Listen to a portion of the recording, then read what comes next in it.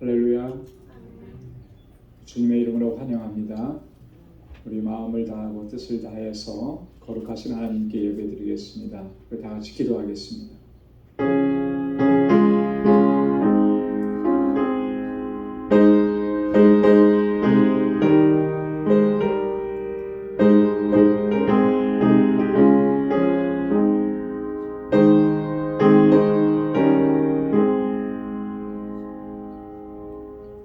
하나님이여, 주의 생각이 내게 어찌 그리 보배로우신지요, 그 수가 어찌 그리 많으신지요. 내가 세려고 할지라도 그 수가 모래보다 많도소이다. 내가 깰 때에도 오히려 주와 함께 있나이다. 하나님이여, 나를 살피사 내 마음을 아시며 나를 시험하사 내 뜻을 아옵소서.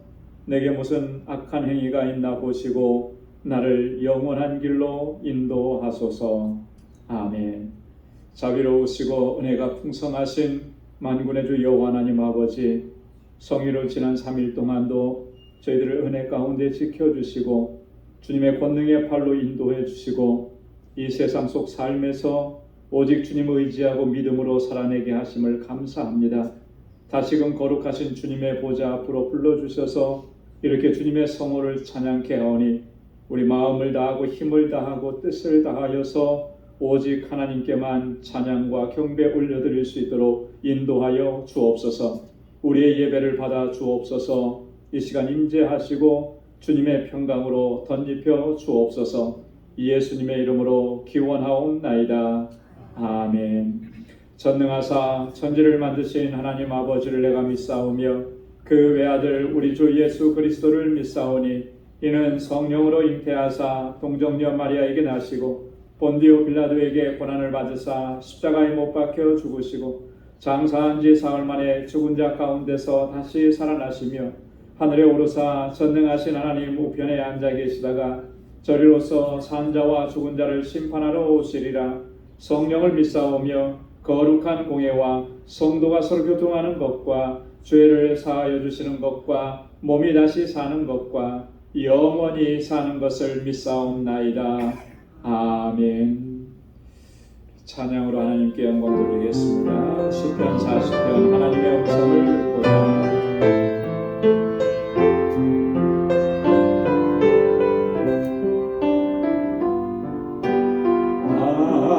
하나님의 음성을 듣고자 기도하며 귀를 기울이시고 내 기도를 들어주신다 하네. 깊은 웅덩이와 수렁에서 끌어주시고 나의 발을 반석 위에 세우시사 나를 튼튼히 하셨네. 새 노래로 부르자 랄랄라. 하나님께 올릴 찬송을 새 노래로 부르자. 하나님의 사랑을 주를 의지하고 교만하지 않으며 거짓에 치우치지 아니하며 복이 있으리라. 여호와 나의 주는 크신 권능의 주라. 주의 크신 권능으로 우리들을 사랑하여 주시네. 새 노래로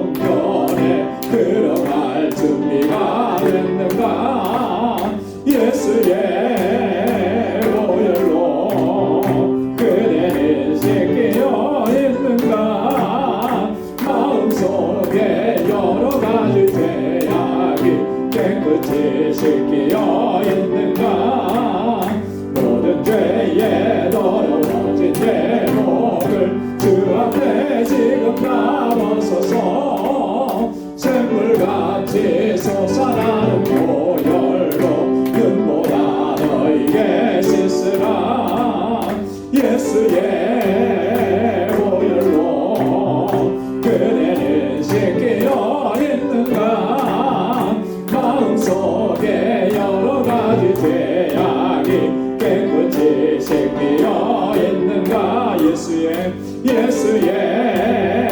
보혈로 그대는 씻기어 있는가 마음속에 여러가지 죄악이 깨끗이 씻기어 있는가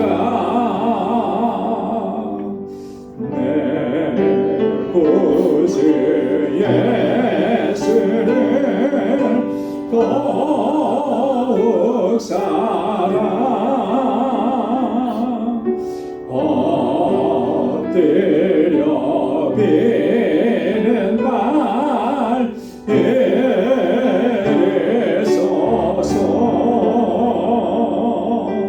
내 심정 소리 내 구주 예수를 더욱 사랑 더욱 사랑 이전에 세상 나 기뻤어도 지금 내 기쁨은 오직 예수 다만 내비는 말 내 구주 예수를 더욱 사랑 더욱 사랑 이 세상 떠날 때 찬양하고 숨질 때 하는 말 이것일세 다만 내비는 말 내 구주 예수를 더욱 사랑 더욱 사랑 다만 내비는 말 다만 내비는 말 내 구주 예수를 더욱 사랑 더욱 사랑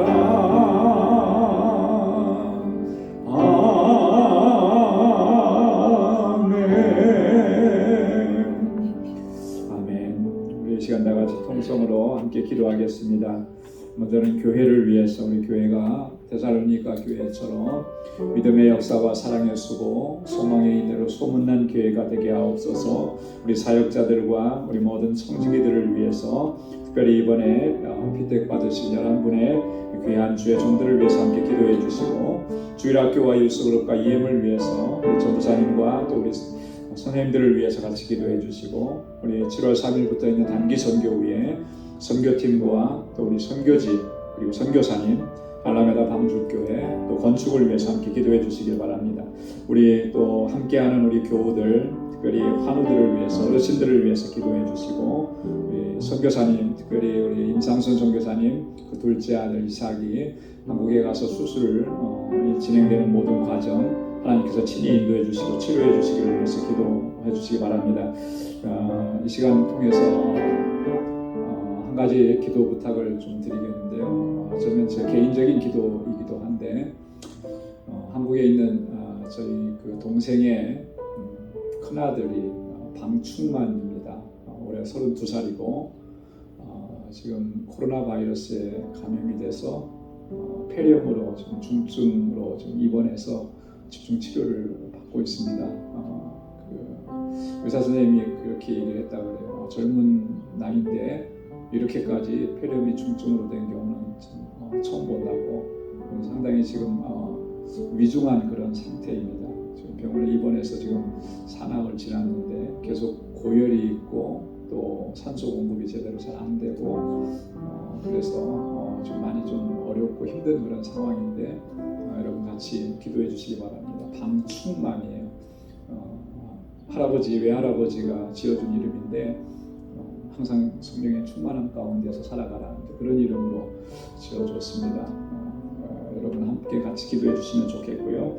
오늘 이 시간 개인적인 기도 제목 다 함께 우리 다 같이 통성으로 함께 기도하겠습니다. 하나님 아버지 감사합니다. 아버지 하나님께서 저희들을 사랑하셔서 이렇게 다시금 거룩하신 주님의 보좌 앞으로 불러주시고 하나님 주님을 경배하고 예배하고 우리의 마음을 주님께로 향할 수 있도록 인도해 주셔서 감사합니다.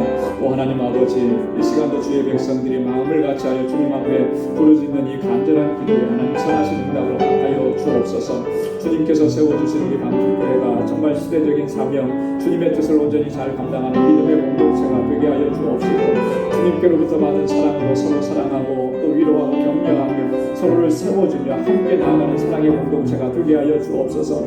특별히 아버지 하나님 세워주신 하나님의 귀한 종들과 신실한 주의 일꾼들 주의 귀한 청지기들에게 능력과 권능을 덧입혀 주시고 늘 성령의 충만함 가운데서 하나님 맡겨주신 귀한 직분 이 사명 잘 감당할 수 있도록 은혜 베풀어 주옵소서.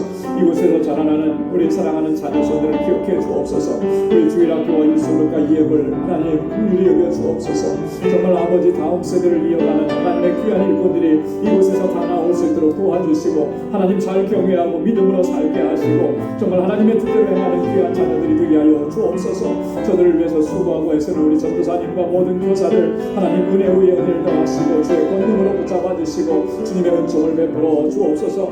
우리 단기 선교를 준비하고 있습니다. 하나님 저희들은 부족합니다. 연약합니다. 아버지 하나님 능력이 없습니다. 주님의 강하신 팔로 붙들어 주셔서 하나님 이 선교의 사명을 잘 감당할 수 있도록 도와주옵소서. 지금까지도 부족함이 없이 채워주시고 역사하신 하나님 아버지 하나님 주여 선교단원들 한 사람 한 사람 위에 주의 권능으로 역사하여 주셔서 하나님 이 귀한 사명 잘 감당하게 하시고 우리 온 교회가 마음과 뜻을 같이 할 수 있도록 도와주옵소서. 알라메다 방주교회 하나님 견고하게 세워주시고 함께 사역하는 우리 전도사님 선교사님과 우리 모든 사역자들 하나님 능력의 장중에 아버지 붙들어 주옵시고 알라메다 방주교회 건축을 하나님 순조롭게 인도하여 주시옵소서. 아버지 하나님 육신의 연약함으로 인하여서 아버지 부러지는 주님의 자녀들 주의 손길로 만져주시고 치료하여 주옵소서. 우리 연로하신 어르신들 하나님 강건하게 붙잡아 주시고 주님의 나라 소망하며 아버지들 믿음으로 끝까지 승리하게 도와주옵소서. 아버지 하나님 사랑하는 주의 아들 충만히 하나님께서 붙잡아 주시고 주여 아버지 권능으로 역사하여 주옵소서. 치료하는 광선을 바라여 주옵소서. 아버지 하나님 의식이 돌아오게 하시고 아버지 하나님 사과하고 할 수 있도록 인도하여 주옵시고 아버지 하나님 주님의 능력의 손길로 저를 온전케 하여 주셔서 다시 건강을 회복하고 아버지 하나님 태어날 수 있는 은혜 허락하여 주옵소서. 우리의 간절한 기도에 하나님 선하신 응답을 허락하여 주옵소서. 오늘도 아버지 주님 앞에 나와서 우리 마음의 소원을 아뢰며 간구하고 기도합니다. 주님의 종들의 기도를 들어주시고 응답하여 주시고 날마다 하나님의 역사하심과 인도하심과 선하신 주님의 역사를 날마다 경험하며 주님과 동행하며 살아가는 귀하고 복된 삶이 되도록 도와주옵소서. 오늘 이 시간 아버지 하나님 주님의 말씀 앞에 저희들을 세워주셔서오니 주의 말씀으로 우리를 새롭게 하시고 주여 아버지 하나님 새로운 결단과 각오로 나아갈 수 있도록 도와주시고 우리의 걸음걸음이 하나님께 영광이 되는 걸음이 되도록 인도하여 주옵소서. 모든 것 감사하오며 예수님의 이름으로 간절히 기도드리옵나이다. 아멘. 할렐루야. 우리 주님께서 또 선하신 응답을 허락해 주실 줄로 믿습니다. 오늘 함께 묵상할 말씀은 고린도후서 제3장 12절에서 마지막 18절까지 말씀입니다. 고린도후서 제3장 12절에서 마지막 절까지 한 절씩 교독하겠습니다. 우리가 이 같은 소망이 있으므로 담대히 말하노니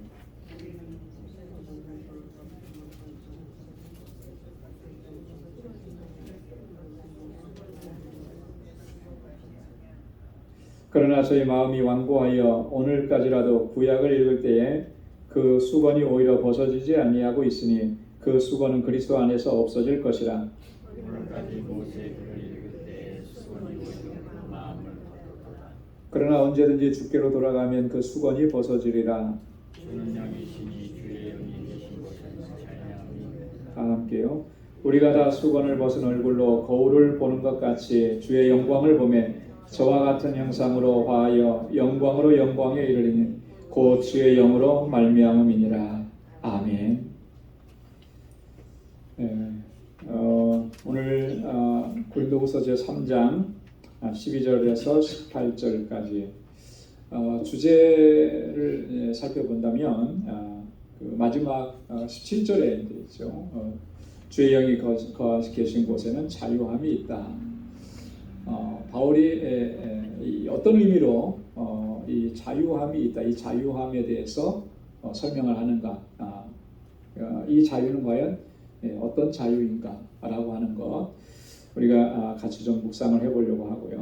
오늘 본문의 말씀은 크게 두 부분으로 좀 나눠서 볼 수가 있는데 12절부터 16절까지를 이제 처음 한 단락으로 봅니다.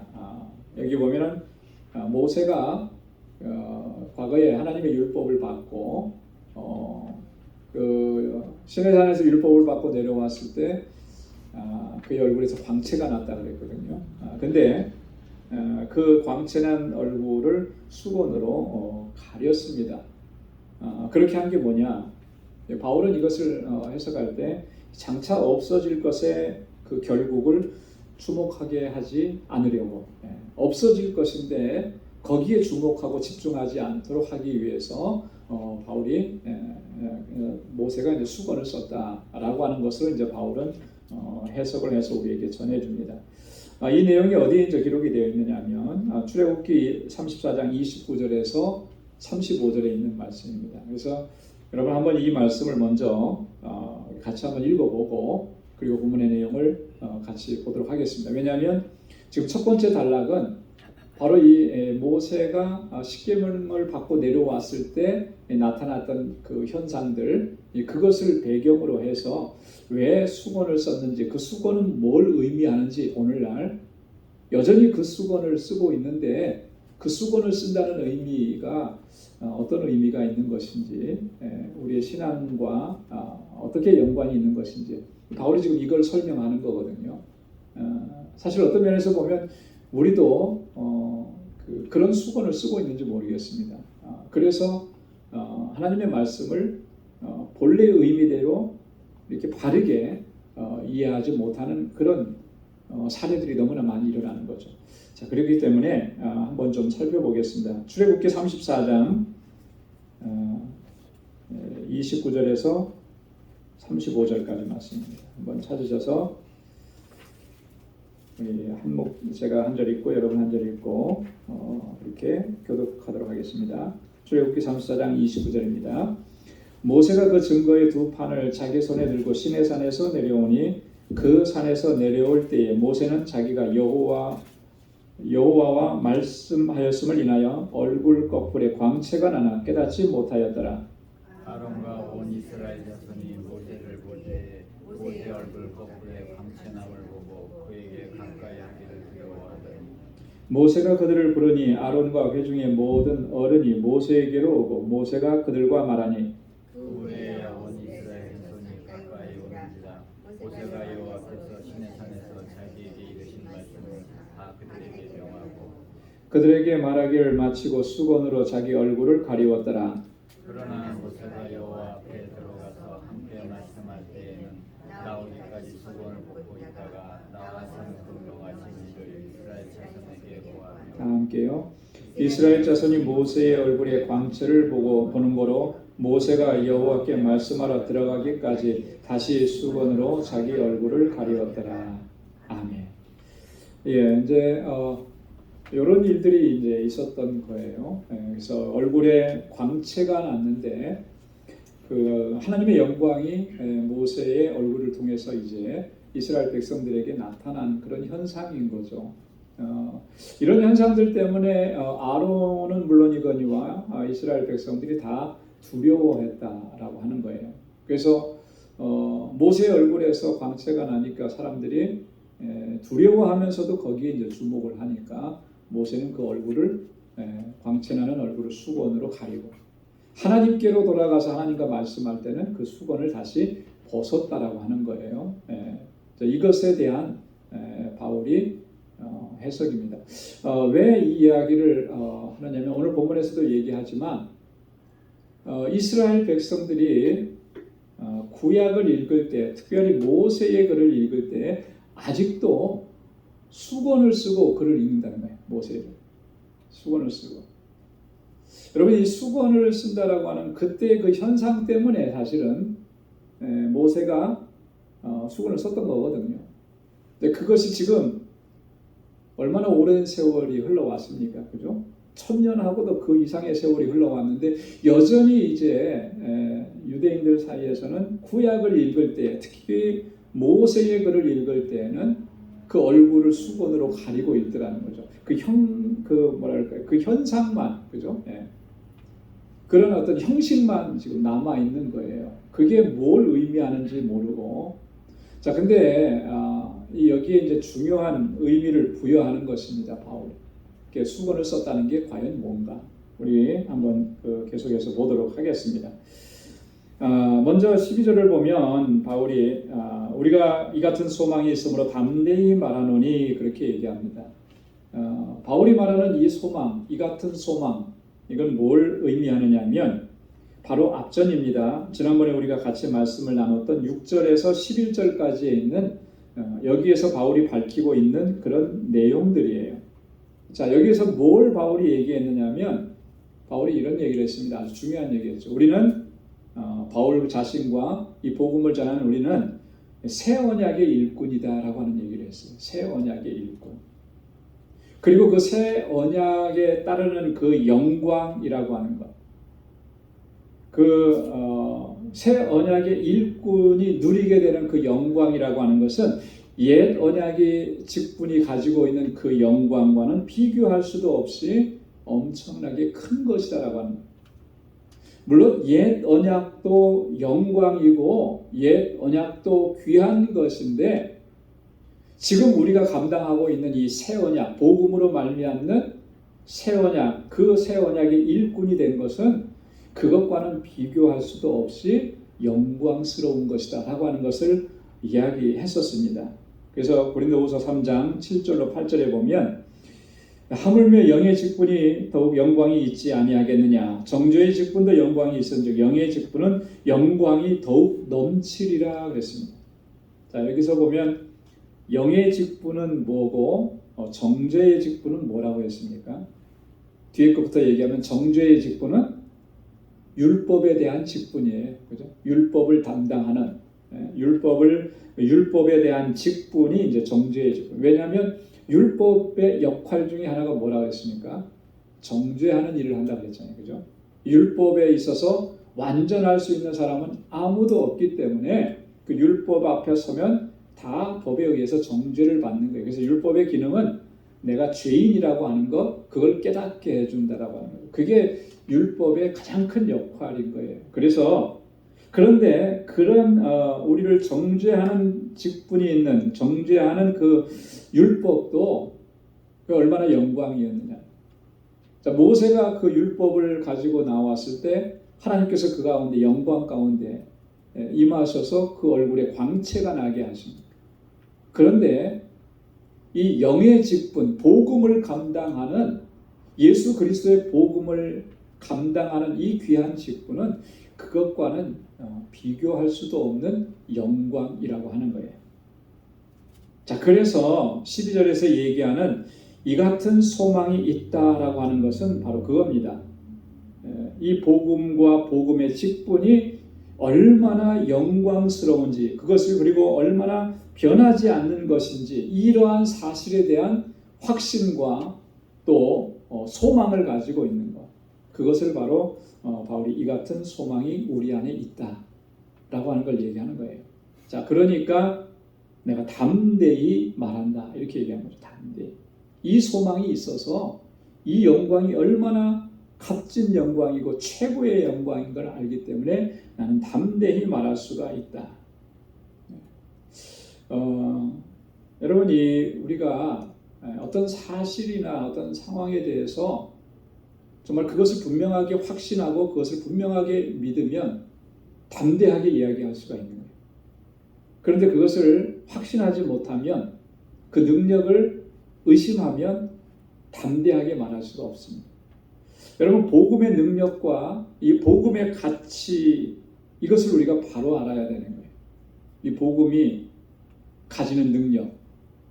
여러분, 복음의 능력은 대표적으로 가장 첫 번째 능력이 어떤 능력입니까?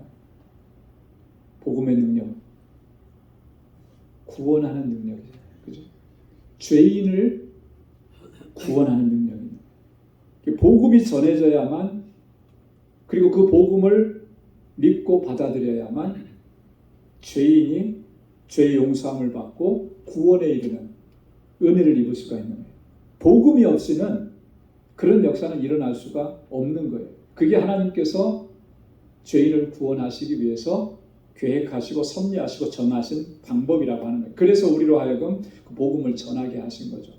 여러분, 죄인이 죄 없다함을 얻고 죄인이 용서받고 죄인이 의인이 되고 영원히 멸망받을 수밖에 없는 사람이 구원에 이르게 된다라고 하는 거예요. 여러분, 이런 일들이 나타나게 하는 것, 여러분, 이런 능력은 세상의 어떤 능력과는 비교할 수도 없는 타의 추종을 불허하는 그런 능력인 거죠. 여러분, 세상에서 우리가 능력 있는 사람들 많이 봅니다. 얼마 전에 보니까 뭐 어떤 회사인지는 잘 일본에서 했는지 모르겠는데 AI 농구 로봇이 개발이 됐더라고요. 보셨습니까? AI로 이렇게 만들어진 농구하는 로봇. 그게 이제 프로그램을 다 집어넣어서 이렇게 그 자유투라 그러잖아요. 뭐 이렇게 탁 하는 슛이요. 여러분, 그 슛 성공률이 얼마나 될 것 같아요? AI 로봇이 안 보셨다고? 거의 100%예요. 실수가 없어요. 오차가 없더라고요. 던지는 대로 다 들어가는 거예요.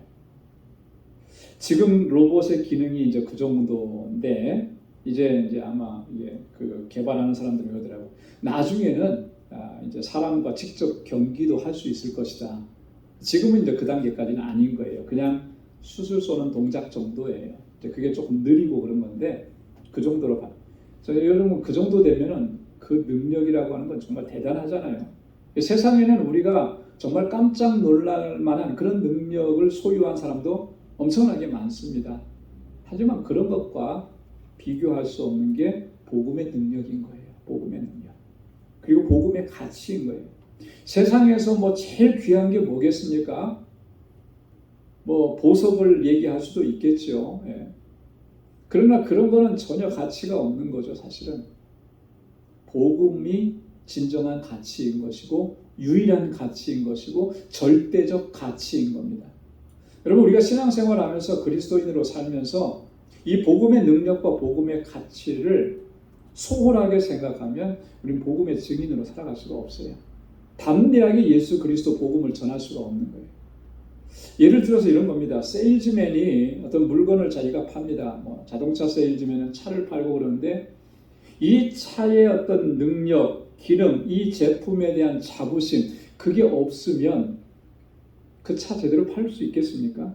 나도 확신이 안 되는데 누구한테 가서 이 차 좋다고 그렇게 얘기할 수 있겠어요? 없는 거예요. 그죠?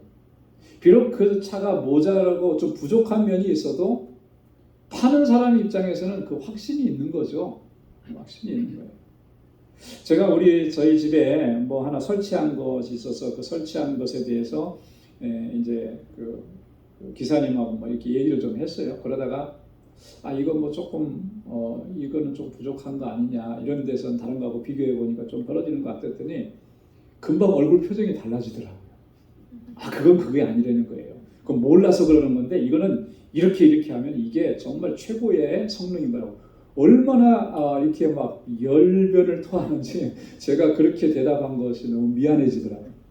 그래서 저거지 저거. 내가 다루고 있는 물건, 제품에 대해서 그 정도의 자부심이 없고 확신이 없으면 사실 못하는 거거든요. 세상의 이치도 그런데 복음에 대해서 우리가 복음의 가치를 내가 인정하지 못한다, 경험하지 못한다, 복음의 능력을 내가 의심한다, 그거는 신앙에 상당히 문제가 있는 거죠. 여러분 한번 우리 자신을 한번 돌아보시기 바랍니다. 복음이 죄인을 의인으로 만드는 하나님의 능력인데 여러분 그 능력을 내가 정말 분명하고 확실하게 믿고 있느냐? 말씀을 읽을 때 그 말씀을 묵상하면서 내가 이 말씀을 통해서 변화되는 것을 기대하고 또 그리고 믿고 확신하느냐? 여러분 그 확신이 있어야 우리의 신앙이 바르게 하나님께로 나아가는 것입니다. 오늘 지금 바울이 얘기하는 건 그래요. 우리가 이 같은 소망이 있으므로 담대히 말한다. 이 영의 직분이 얼마나 영광스러운 것인지, 얼마나 귀한 것인지 나 분명하게 확신한다는 거예요. 그러니까 담대하게 말할 수 있다. 바울이 이렇게 얘기하는 것입니다. 여러분, 바울이 가지고 있는 그런 소망, 우리도 그 소망을 갖고 또 바울처럼 그렇게 담대하게 또 복음의 증인으로 살아갈 수 있는 우리 모두가 될 수 있기를 소망합니다. 자, 13절에 보면 이제 아까 우리가 읽었던 출애굽기 34장 29절로 35절에 있는 말씀을 중심으로 해서 이제 이야기를 하는 것입니다. 우리는 모세가 이스라엘 자손들로 장차 없어질 것의 결국을 주목치 못하게 하려고 수건을 그 얼굴에 쓴 것 같이 아니하노라. 바울이 이 사건을 아주 좀 독특하게 해석하는 것입니다. 모세가 그 얼굴에 수건을 쓴 것은 장차 없어질 것의 결국을 주목하지 못하게 하고 그래서 수건을 썼다. 지금 우리가 출애굽기 34장을 읽어봤습니다만 사실 모세가 수건을 쓴 것은 그런 의미로 썼다는 것은 출애굽기의 말씀에서 우리가 발견하기는 좀 어려워요. 그렇죠? 오히려 얼굴에 광채가 나니까 아론과 이스라엘 사람들이 두려워했죠. 그러니까 바울이 모세가 이제 얼굴을 가렸단 말이죠. 그러나 이제 하나님 앞에 갔을 때는 그 수건을 벗었다. 이제 바울은 근데 궁극적으로 모세가 그렇게 한 이유는 여기에 주목하지 말라라고 하는 것이다라고 하는 거예요. 이 지금 광채가 나고 영광의 빛이 나는 여기에 주목하지 말라. 이것은 없어질 것이다. 그렇죠. 모세의 얼굴이 항상 빛이 났던 건 아니죠. 그죠? 항상 그 얼굴이 광채가 났던 건 아니에요. 그런데 사람들은 거기에 이제 집중을 하는 거예요. 누군가에게 어떤 특별한 현상이 나타난다 그러면 사람들은 거기에 집중을 합니다. 그죠? 누가 어떤 신유의 은사를 받아서 병을 고쳤다더라, 기적이 나타났더라. 그러면 사람들은 어디에 집중을 하냐면 그 기적이 나타난 것에 집중을 해요. 왜 그런 기적이 나타나는가? 왜 기적이 나타날 수밖에 없었는가? 그 일을 통해서 하나님께서 무엇을 행하셨는가? 여기에는 별로 관심이 없어요.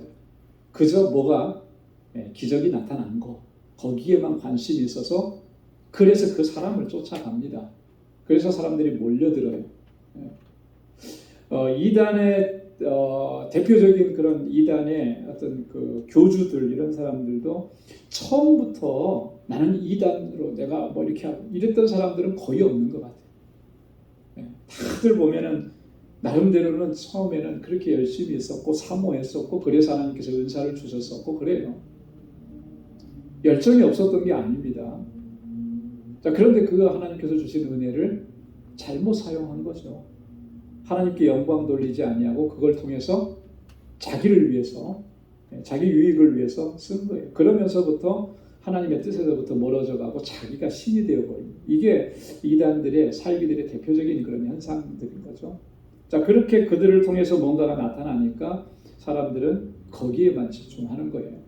그래서 자꾸 빠져들게 되고 신앙이 왜곡되게 되고 여러분 이런 부분들을 지금 바울이 지적을 하는 것입니다. 모세는 그래서 거기에 집중하지 말라. 그 수건을 썼다. 이렇게 얘기합니다. 이게 이제 후대에 가면 이 유대인들의 그 율법주의 사상과 연결이 되는 거예요.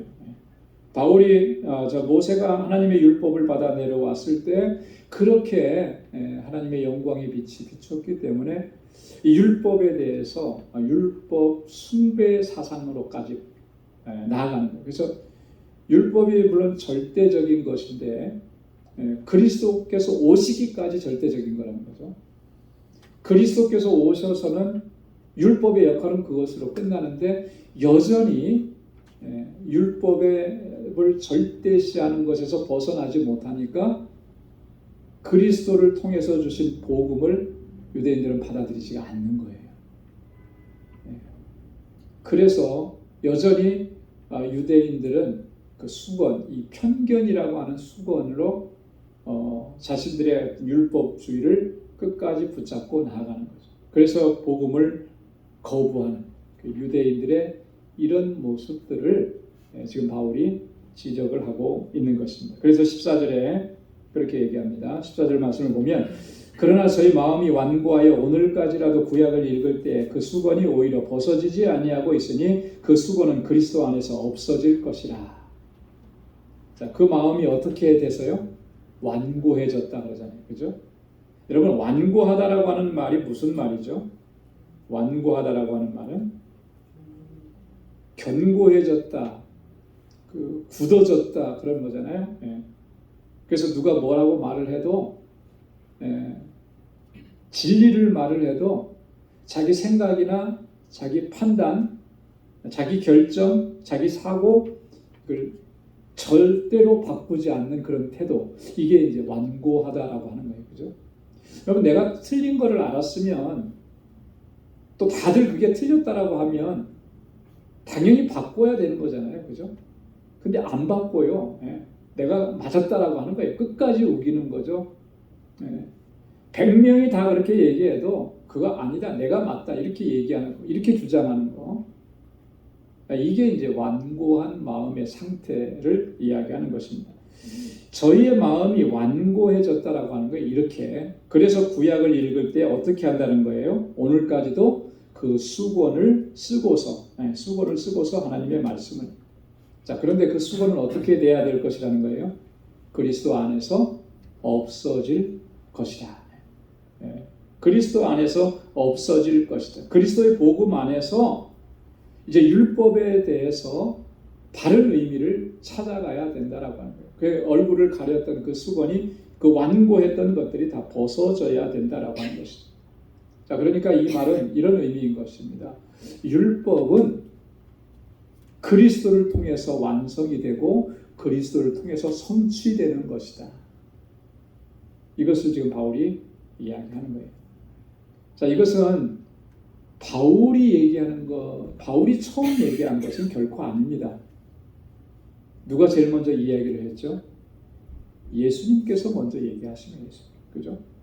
마태복음 5장 17절에 보면 이렇게 예수님 말씀하셨습니다. 내가 율법이나 선지자나 폐하러 온 줄로 생각지 말라. 폐하러 온 것이 아니요 어떻게 하러 오셨다고요?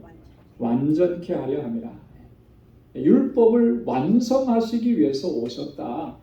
예수님이 오셔서 복음을 증거하시고 복음의 사역을 감당하시면서 이루신 게 뭐냐면, 우리는 구속의 사건만을 이제 얘기하는데요. 또 하나 중요한 게 있는 게 뭐냐면 율법을 성취하시고 율법을 완성하셨다라고 하는 거예요. 어떤 면에서 그런가? 여러분, 율법의 핵심이 뭐죠? 율법의 핵심은 뭡니까? 이거는 우리가 바로 알아야 돼요. 율법의 핵심은 죄를 깨닫고 하는 건 율법의 이제 기능, 역할인데, 그 모든 율법들을 다 통틀어서 율법의 핵심적인 사항은 뭐냐면 사랑이라는 거예요. 사랑.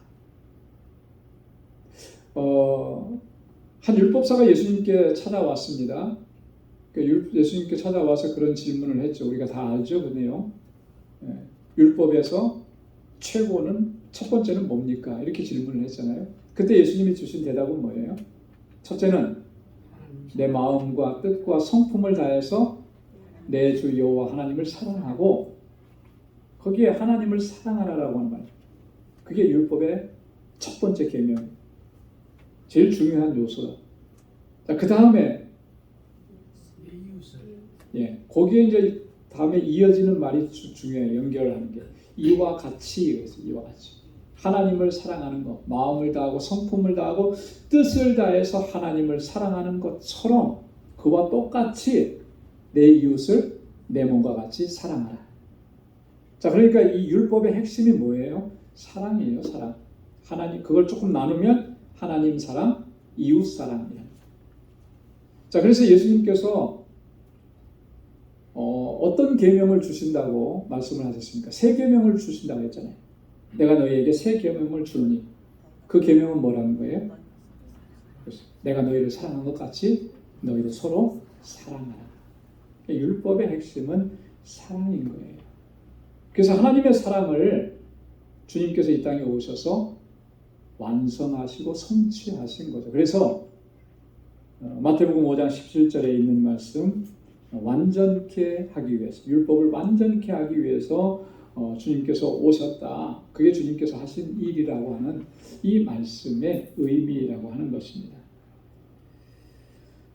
그래서 자 16절에 보면은 주께로 돌아가면 그 수고는 벗어지리라 그랬습니다. 주께로 돌아가면, 그건 다른 말로 얘기하면 복음으로 돌아가면, 그죠? 주님의 말씀으로 돌아가면, 그러면 그 수고는 벗어져야 되는 것이다. 자, 출애굽기에서 아까도 우리가 같이 읽었습니다만 출애굽기 34장 34절 35절에 보면 자, 모세가 백성들 앞에 섰을 때는 수건으로 그 얼굴을 가렸다 그랬어요. 그죠? 언제 그 수건을 벗었습니까? 하나님께로 갔을 때. 그죠? 하나님께로 가서 하나님과 대면했을 때 그때는 수건을 벗은 거예요. 마찬가지라는 것이죠. 우리가 그리스도께로 돌아가면, 그리스도의 복음 안에 있으면 이 수건은 벗어져야 되는 것이다. 그런데도 여전히 이 수건을 쓰고 있다면 이거 뭔가 지금 something wrong인 거죠. 우리 신앙이 잘못된 거예요. 자, 그 수건은 진리를 가로막는 수건입니다. 그 수건은 정말 그 복음의 본질을 찾아 들어가지 못하도록 막는 그런 역할을 한다라고 하는 것이죠. 근데 과연 그러면 복음의 본질, 진리를 막는 게 뭘까? 여러 가지로 얘기할 수 있겠습니다만 바울이 여기서 지금 강조하려고 하는 건 뭐냐면 그거는 편견이라고 하는 거예요. 편견. 유대인들이 대단한 편견에 사로잡혀 있었습니다. 어떤 편견이냐면 자신들만 하나님의 선택을 받았고 이방인들은 다 심판받고 저주받는 그런. 근데 성경에는 한 번도 하나님께서 그렇게 말씀하신 적이 없어요. 이방인들을 통해서 열방을 구원하시고 하나님의 백성 삼으시고자 하시는 것이 하나님의 뜻이라고 합니다. 근데 유대인들이 가지고 있었던 이런 편견들 때문에 사실 그 하나님께서 구약시대에 말씀해 주셨던 열방에 대한 그 유대인들로 하여금 복의 근원이 되게 하시는 그런 사명이 제대로 감당되어지지가 못했다라고 하는 것이죠. 아브라함을 부르셨을 때 하나님께서는 뭐라고 말씀하셨냐면 복의 근원이 될지라 그랬거든요.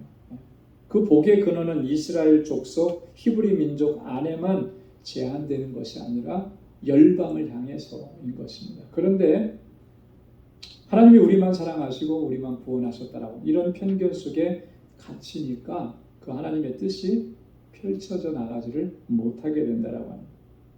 여러분, 이 편견이라는 것이 사실 오늘 이 시대를 살아가는 우리들에게도 얼마나 많은 편견이 있는지 모릅니다. 그렇죠? 이 편견은 굉장히 위험합니다. 그 하나됨과 일치를 방해하는 거예요. 편견에 사로잡히게 되면 우리는 하나됨을 이루어갈 수가 없어요. 왜냐하면 수용력이 떨어지는 거거든요. 나와 저 사람이 좀 다른 점이 있어요. 그 다른 점을 인정하고 그래야만 하나가 되는 것인데 다른 점을 인정하지 못합니다. 다른 것을 뭐라고 생각하느냐면 틀렸다라고 생각을 하는 거예요. 자, 나는 맞았고 저 사람은 틀렸습니다. 이거는 틀린 게 아니고 다른 것인데 틀렸다고 내가 한번 생각을 하니까 그러면 하나 될 수가 없는 거죠. 그게 그때부터 분리가 되는 거예요. 이게 다 어디서부터 오는 거냐면 편견에서부터 오는 거예요. 굉장히 정말 위험한 거예요. 근데 우리는 정말 편견에 사로잡혀서 많이들 살아가고 저 자신도 그런 편견이 너무 많다는 것을 인정합니다. 이 편견을 복음 안에서 하나씩 하나씩 그 껍질을 벗겨내 가야 되는 거예요. 그래야만 우리가 온전히 복음의 사명을 감당할 수 있고 또 하나님께서 기뻐하시는 온전한 공동체를 이루어갈 수가 있게 되는 줄로 믿습니다. 자, 그 다음에 우리 그 두 번째 부분 17절과 18절 말씀의 주제로 있는 주의 영이 계신 곳에는 자유함이 있다라고 하는 이 바울의 선언입니다. 17절에 보면은 주는 영이시니 주의 영이 계신 곳에는 자유함이 있느니라. 주는 영이시니 주의 영이 계신 곳에는 자유함이 있다. 이 자유함은 어떤 자유함일까? 이 자유함은 어떤 자유함이겠습니까? 복음이 가져다주는 자유이거든요. 복음이 가져다주는 자유. 율법은 그 역할과 기능상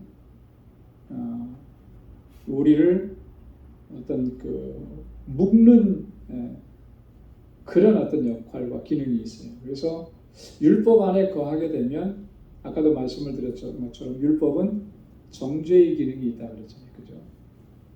그래서 자유케 하지 못하고 율법으로 말미암아 우리가 정죄를 받고 또 묶이게 되고 또 그런 일들이 일어나게 되는 거예요. 자, 그래서 바울이 로마서 8장 1절에서 이렇게 얘기했습니다. 그러므로 이제 그리스도 예수 안에 있는 자에게는 결코 정죄함이 없나니. 그리스도 예수 안에 있는 자에게는 정죄함이 없다. 그러니까 율법의 기능은 우리를 정죄한다라고 그렇게 얘기했잖아요. 근데 그리스도의 법 안에 있으면 그 정죄함이 사라지게 되는 거예요. 그리스도 예수 안에 있는 생명의 성령의 법이 죄와 사망의 법에서 너를 해방하였습니다. 이렇게 말씀했죠. 그리스도의 법으로 말미암아 우리가 자유함을 누리고 해방을 누리게 되는데 그 자유와 해방이라고 하는 것은 우리를 죄로부터 자유케 하고 율법의 속박으로부터 우리를 자유케 한다라고 하는 것입니다. 율법으로부터의 자유를 이야기하는 거예요. 주의 복음이 우리 안에 있고 그 복음이 우리 안에서 역사하면 여러분 이 율법이 얽으면은 그 모든 상황으로부터 우리가 자유함을 누리게 되는 거예요. 그 유대인들은요 철저하게 율법을 따릅니다. 지키려고 많이 노력을 하고 율법을 문자적으로 지키려고 많이 노력을 해요. 자, 그런데 그렇게 하면 그렇게 할수록 율법은 우리에게서 뭘 뺏어가냐면 그 자유를 뺏어가는 거예요. 옴짝달싹 못해요.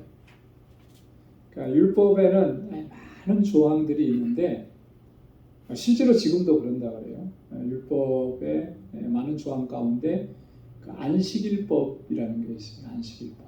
안식일은 어떻게 지켜야 된다. 그걸 아주 조목조목해서 여러분 안식일법에서 가장 중요한 그 핵심적인 첫 번째 내용이 뭐냐면 안식일은 뭐 하는 날이죠? 쉬는 날이에요. 그 안식일은 뭘 하면 안 돼요? 일을 하면 안 되는 날이에요. 그 성경에도 보면 모세의 레위기서하고 보면 안식일에 일을 하게 되면 어떻게 하라고 그랬습니까? 요거까지는 기억이 안 나시나요? 안식일에 일을 하면 돌로 쳐서 죽이라고 그랬어요. 만약에 요걸 그대로 문자적으로 지금 대입을 한다면 이게 대입이 되겠습니까? 지금 또 큰일 나겠죠. 네. 그 유대인들은 그래서 이 율법을 아주 문자적으로 철저하게 지키려고 노력해서 일이 되는 것은 안식일에 하면 안 되는 거예요. 그래서 안식일에 걸어갈 수 있는 거리도 제한이 돼요. 그래서 제가 정확하게 기억은 안 나는데요. 그 2km인가 500m인가 이 거리가 있대요. 안식일에 걸어서 갈 수 있는 거리. 그거를 넘어서면은 그 일이 돼 버려요. 그리고 그래서 지금 요즘에는 제가 예루살렘 이런 데 안 가봤으니까 잘 모르겠는데 오래전에 들은 이야기인데 실제로 그랬다 그래요. 그 호텔에서 그 안식일에 그 엘리베이터 그 이제 옛날에 한국에도 보면 엘리베이터 올라가고 할 때 아주 고급 호텔은 그걸 눌러주는 사람이 있었어요. 엘리베이터 거리라 그랬나? 근데 안식일에는 일을 안 하는 거예요. 그 사람이 없어요. 자, 그럼 이 호텔을 어떻게 그 수십 층 되는 호텔을 오르락내리락 할 수 있을까? 손님들이 너무 불편할 거 아니에요. 근데 어떻게 해놓겠습니까? 이 엘리베이터가 매 층마다 문을 열고 닫고 올라가고 그렇게 작동을 시켜놓는다는 거예요. 왜 그렇게 하느냐면 거기에는 이런 원리가 적용이 되는 거죠. 안식일에 일을 하면 안 된다라고 하는 거. 그래서 그렇게 한다라고 하는 거예요. 그럴 정도로 지금까지도 그렇게 이 안식일법에 그렇게 문자적으로 준수하려고 이렇게 합니다. 자, 그러다 보니까 자, 그렇게 했는데 안 하면 어떻게 되겠습니까? 어기면 율법을 어긴 게 되는 거죠. 그러니까 사람을 그렇게 조이는 거예요. 묶어버리는 거예요. 율법의 역할 중에 기능 중에 그런 것들이 있는. 근데 그것으로부터 자유하게 하는 것이 뭐냐면 복음이라는 거죠. 주의 영, 주의 복음, 주의 말씀이 우리 안에서 참 자유와 해방을 누리게 한다라. 그 정죄로부터 우리를 자유케 하고 또 우리로 하여금 구원의 은혜 가운데 살아갈 수 있도록 주의 영이 우리 안에서 그와 같은 자유를 누리게 하십니다. 여러분, 그리스도 안에서 우리가 자유를 누린다라고 하는 것처럼 정말 큰 축복이 없어요. 여러분, 신앙생활 하면서 과연 주님의 주시는 이 자유를 과연 내가 지금 누리고 있나 한번 곰곰하게 좀 생각해 보시기 바랍니다. 예전에 우리 한국에서도 보면 어르신들 가운데는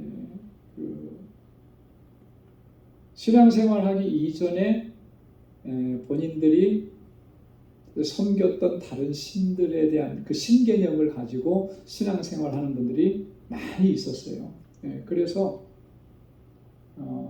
근데 보통 이제 일반적인 이 투속 신앙이나 이런 신개념들은 뭐냐면 그 신을 섬기기 위해서 정말 내가 시간도 내고 물질도 내고 하나 하라고 하는 걸 다 해야 돼요. 근데 그렇게 해야만 내가 복을 받고 편안하다. 근데 거기에서 그걸 지키지 못하면 그러면은 내게 재앙이 있고 화가 있고 그게 거기에 이제 사로잡혀서 사는 거예요. 대표적인 예가 조상들에게 제사 지내는 거죠. 그래서 제사를 한 번이라도 빼뜨리면 어떻게 되는 거예요? 큰일 나는 거예요. 큰일 나는 거. 그래서 자손들이 안 되는 거예요. 거기에 사로잡혀서 제사. 그래서 어떤 분들은 그런 얘기를 하시는 것도 봤어요. 이 집안에 어른들이 하도 많으니까 결혼해서 가보니까 1년 365일 다 제사하는 날이래요. 그걸 다 외우지도 못하겠더라고요. 근데 그거 하나 빼먹으면 어른들한테 얼마나 야단 맞고 그리고 1년 내내 그 제사만 하다가 골병 들 정도로 그런 시집살이를 한다라고 하는 그런 얘기도 들어요.